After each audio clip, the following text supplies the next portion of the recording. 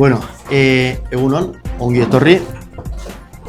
Eiza jardunaldi gastronomiko kanpaina aurkeztu behar dugu. Aurten 32. edizioa da, ez da nola nahikoa.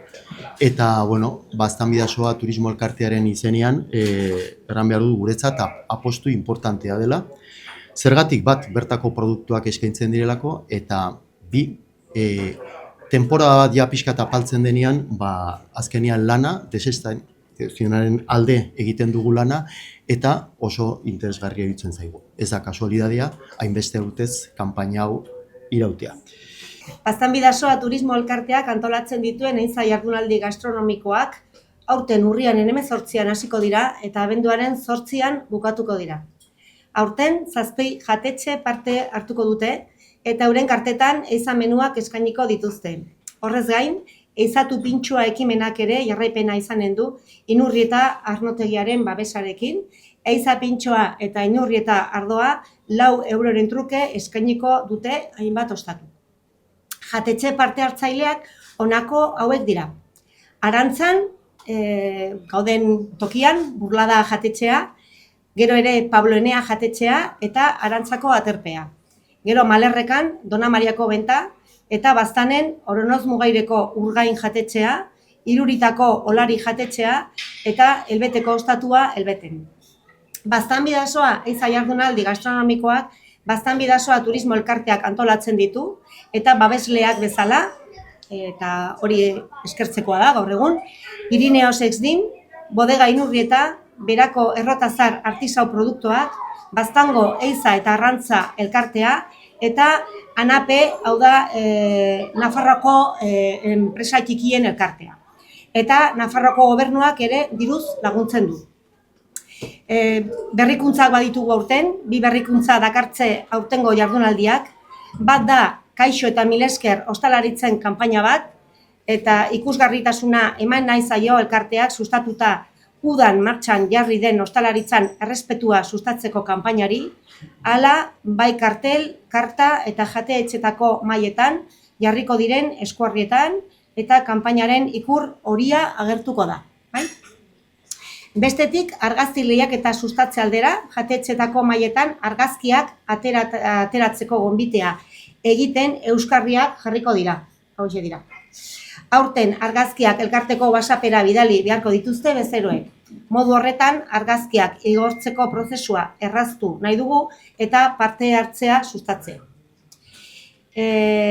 Baita ere euskorri digitalak jarri ditugu, gainontzekoetan aldaketa gutxi dugu.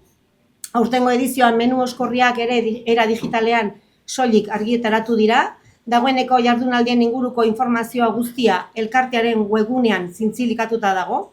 Horrez gain, Baztanbidasoako turismo elkarteko sare sozialetan, Facebook eta Instagramen ere informazioa partekatuko da, eta e-mail marketing bidez urriko newsletter jardunaldien berri eman da. Nahi dugu pixka bat, udazkeneko produktua pixka bat, indarrari pixka bat eman, eta 10. eiza eta udazkeneko produktuen argazki lehiaketa honekin sortzen dugu. Hutsik egin gabe, aurten ere martxan izanen da eiza jardunaldietako 10. eiza eta udazkeneko produktuen lehiaketa. Urriaren 18tik azaroaren 24 bitar artean parte hartzaileak argazkiak bidaltzen aldute. Elkartearen WhatsAppera bidali halko dituzte, eta zenbakia hau da 608-458-800, eta azaroaren 26an Baztanbidasoa turismo elkartearen webgunean eta sare sozialetan jakinarizako da irabazlearen izena. Saria 2 personandako otordua izango da, 2024ko eiza jardunaldi gastronomietan baliatzeko, eta heldu den urteko kartelean diseinuaren oinarria izatea.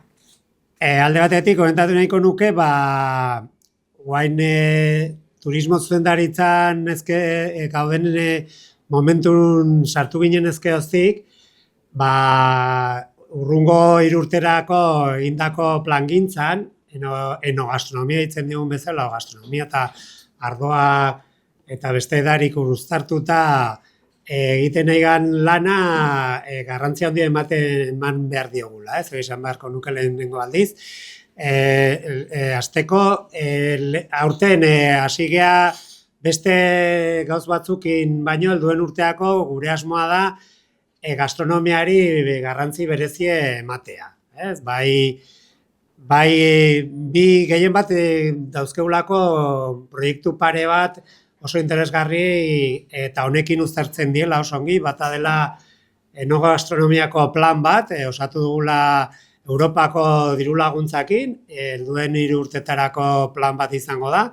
Ez bakarri promozionatzeko, beste aldetik ere bai lagundu nahi ditugu enogastronomiakin erlazionatutako enpresak, efizientzia energetikoa bultzatzeko, baita ere hemen izatean bezala residuak eta sobratzen den guztie baita ere berreskuratzen nahi, bai, hortako dirue izango da. Gero, marketing digitalari buruzko plan bat egin nahi dugu promozionatzeko, eta gero baita ere beste ekimen batzuk enpresekin lotuta, ez? Nafarroa Gobernun aldetik bi helburu ditugu, ez? Enogastronomiakin lotuta. Alde batetik bertako produktuak lantzea eta bertako enpresak lantzea dudik gabe. Beste eskualdekin konparatuta, Nafarroa baditu zenbait ezaugarrik eta haien arten bat izango litzeke dauzkegula bertako produktuak. Kasu honetan haizea izango litzeke hemen nola esateko lantzen den produktu bat,